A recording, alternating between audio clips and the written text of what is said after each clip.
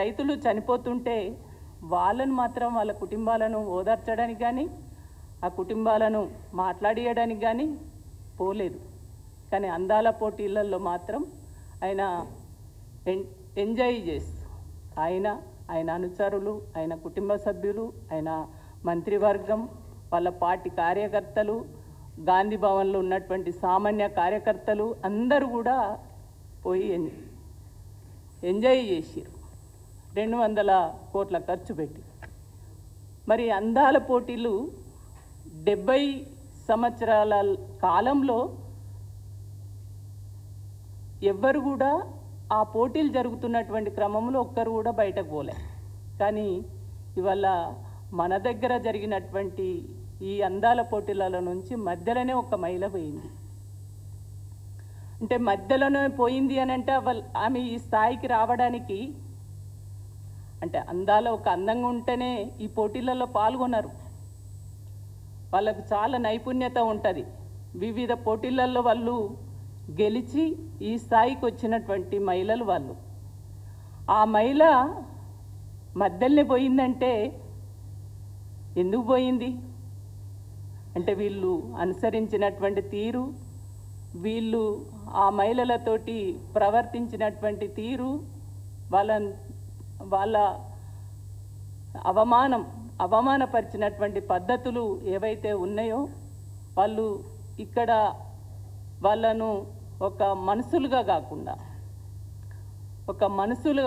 ఒక డ్యాన్సర్లుగానో ఒక వేషాలలాగానో అంటే ఒక డ్యాన్సులు చేసే మనుషులుగా చిత్రీకరించి చూసి ఒక బొమ్మల్లాగా ఆడిపియాలన్నటువంటి ఒక ఆలోచనతోటి ఎక్కడి పడితే అక్కడికి తీసుకెళ్ళడం, గంటలు నిలబెట్టడం, ఇవన్నీ చూసి ఆమె మధ్యలో వెళ్ళిపోయినటువంటి మహిళ ఆమె ఆవేదన అక్కడికి చెప్పుకుంటే ఈ చామాల కిరణ్ రెడ్డి గారు ఏం మాట్లాడుతున్నాడు? ఆయన మతి ఉన్నదా? ఆయనకు అసలు మతి భ్రమించిందా?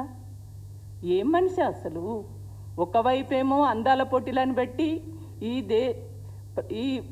భారతదేశ మహిళలను, తెలంగాణ మహిళల్ని అవమానపరిచిర్రు. తెలంగాణ పరువు, భారతదేశ పరువు, భారతదేశ ప్రజల పరువు తీసిర్రు. అది పోయి దాని గురించి ఆలోచించకుండా ఎక్కడో మధ్యలో పోయినటువంటి మహిళ ఆమె పడ్డ బాధలు, ఆమె పడ్డ అవమానాలు అక్కడ చెప్తే బీఆర్ఎస్కు సంబంధం అంటాడు. అంటే ఈయనకు మతి ఉంది అంటే మేము ఆమె దగ్గరికి పోయి మేము మాట్లాడిస్తామా? సిగ్గుండి మాట్లాడుతుండా? సిగ్గు లేకనా? మతి ఉండా? మతి లేక మాట్లాడుతున్నాడా? ఎంత ఆశ్చర్యం అంటే వాళ్ళు ఎంత ఘోరంగా ఉన్నదంటే ఒక మహిళ ఆమె ఇక్కడ అందాల పోటీలలో పాల్గొనడానికి వచ్చింది. ఎంతమంది పురుషులు ఉన్నారు చూడండి. ఆమె చెయ్యి ఎట్లా పట్టుకుంటారండి? ఆ చెయ్యి పట్టుకోవచ్చా? చెయ్యి పట్టుకొని ఆమె ఆ ముఖం కవలికలు చూడండి ఎట్లా ఉన్నాయో, వణుకుతున్నట్టు, భయపడుతున్నట్టు, ఫ్రీగా ఉన్నదా ఆమె? ఇది ఇక్కడ వాళ్ళ ప్రవర్తించినటువంటి తీరు. ఇంకొకటి రియల్ ఎస్టేట్ ఆఫీసుల చుట్టూ తిప్పడం. రియల్ ఎస్టేట్ ఆఫీసుల చుట్టూ తిప్పి గంటలు వాళ్ళను నిలబెట్టి తమాషా చూడడం. ఇక్కడ మీరు 200 కోట్లు ఖర్చు పెట్టి అందాల పోటీలు పెట్టి చేసిన నిర్వాకం ఇది వాళ్ళ పరిస్థితి. ఇదే కాదు, ఇవాళ మీరు చూస్తే ఇక్కడ అంతా వాళ్ళ కుటుంబం, వాళ్ళ ముఖ్యమంత్రి గారి అమ్మాయితోటి పోటీలలో పాల్గొనేటువంటి అమ్మాయికి సంబంధం ఏందండి? ఆ కుటుంబ సభ్యులందరూ కలిసి వాళ్ళతోటి భోజనాలు చేయడం, ఎంజాయ్ చేయడం, వాళ్ళతోటి సంభాషించడం, ఇది వాళ్ళ పరిస్థితి. ఇక మన తెలంగాణకు ఒక ప్రత్యేకత ఉంది. మన తెలంగాణ కల్చర్ ఒక భిన్నమైనటువంటి కల్చర్. అది బోనాలు కావచ్చు, బతుకమ్మ కావచ్చు, మనం చాలా సాంప్రదాయబద్ధంగా మనం ఆడుకుంటాం.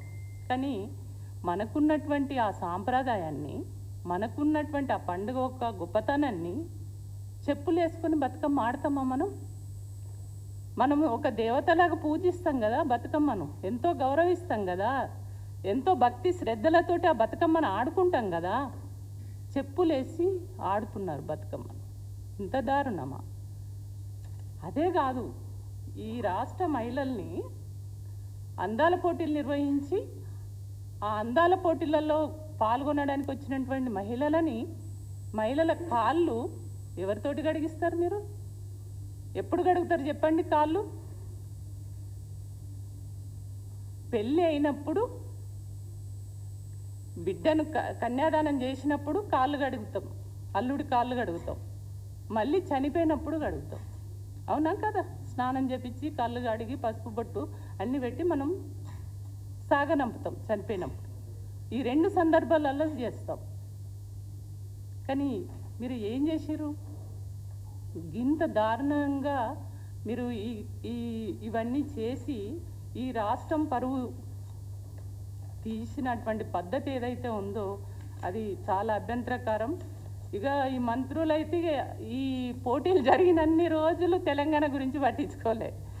వీళ్ళ పనిలా రోజు అక్కడ పోవడం, ఆ పోటీల దగ్గర ఆడవాళ్ళను ఆ వచ్చినటువంటి మహిళల్ని చూడడం, ఎంజాయ్ చేయడం, తాగడం, తినడం, అదే జరిపోయింది తప్ప రాష్ట్రం ఇక్కడ ఉన్నటువంటి పరిపాలన ఇవన్నీ కూడా ఈ రాష్ట్ర పరిస్థితి గురించి అస్సలు పట్టించుకోలేదు. కాబట్టి ఇగో ఇది వాళ్ళ పరిస్థితి. అందుకని నేను వీళ్ళకి ఒక్కటే చెప్తున్నాను, ఇన్ని రోజులు సరే రైతులు ధాన్యం వర్షాలు పడ్డాయి, ధాన్యం వడ్లు కుప్పలు పోసిర్రు, వర్షాలతోటి మొలకలు వచ్చినాయి, తడిసిపోయినాయి, కొనలేదు, మీరు పట్టించుకోలేరు. రైతులు చనిపోయినా పట్టించుకోలేరు. ఇప్పుడైతే అందాల పోటీలు అయిపోయినాయి, వాళ్ళు ఎక్కడోళ్ళు అక్కడ వెళ్ళిపోయారు కదా. ఇప్పుడన్నా కొద్ది పరిపాలన పైన దృష్టి పెట్టండి అని నేను అడుగుతున్నా.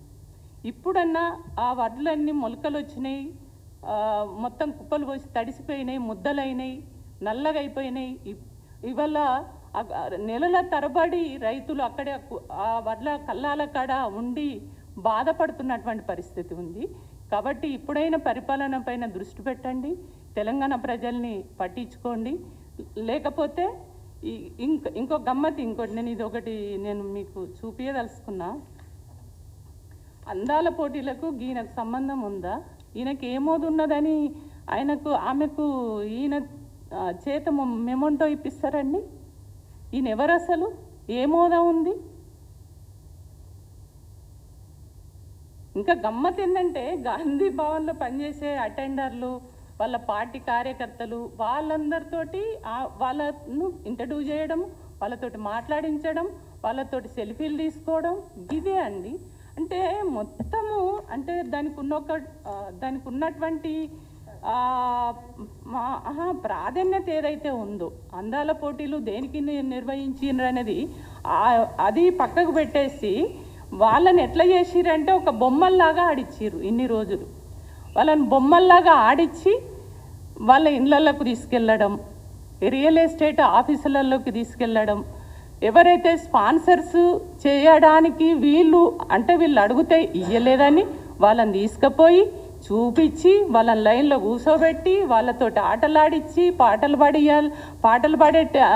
పాడురని ఫోర్స్ చేసి నానా రకాల అసలు వాళ్ళు అదే అక్కడికి పోయినాక వాళ్ళ అభిప్రాయాలు ఒక్కొక్కళ్ళ అభిప్రాయాలు చెప్పుతుంటే బాధేస్తుంది. అంటే ఆడవాళ్ళను ఒక ఆట వస్తువుల్లాగా, ఒక బొమ్మల్లాగా, అంటే ఎంత అవమానకరమైనటువంటి పరిస్థితుల్లో ఇక్కడ ఈ పాలకులు కానీ అది మంత్రివర్గం కానివ్వండి, అధికారులు కానివ్వండి, వాళ్ళ గురించి వాళ్ళు చెప్పుతుంటే బాధేస్తుంది.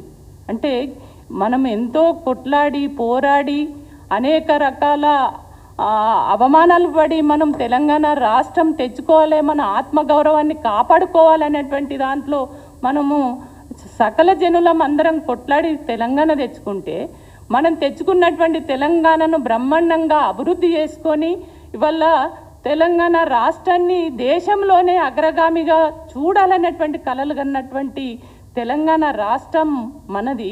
అట్లాంటి రాష్ట్రాన్ని వాళ్ళ 60 ఏళ్ళ పాలనలో చేయని పనులు 10 ఏళ్ళ కాలంలో కేసీఆర్ గారు చేసి చూపించారు. అభివృద్ధి కానీ సంక్షేమ పథకాలు కానీ అవన్నిటిని కూడా పక్కకు పెట్టేసి వల్ల మన రాష్ట్రం అనేది ఇజ్జత్ తీసి ఇవాళ మనకు అదే బాధ అనిపిస్తుంది. వాళ్ళు చెప్పినటువంటి మాటలు చూస్తుంటే నాకే అవి చెప్పడానికి కూడా ఇబ్బందికరంగా ఉన్నది. ఆ రకమైనటువంటి పద్ధతిలో వీళ్ళు నిర్వహించడం కానీ ప్రవర్తించడం కానీ అది మంచిది కాదు. ఇప్పటికైనా మీరు పరిపాలన పైన దృష్టి పెట్టండి, రైతుల కష్ట సుఖాలు తెలుసుకోండి, తెలంగాణను నిజంగానే మీరు అభివృద్ధి చేయాలనేటువంటి ఒక సంకల్పమో ఆలోచనో ఉన్నట్లయితే ప్రొద్దున లేస్తే వీళ్ళ ఆలోచన ఏంది?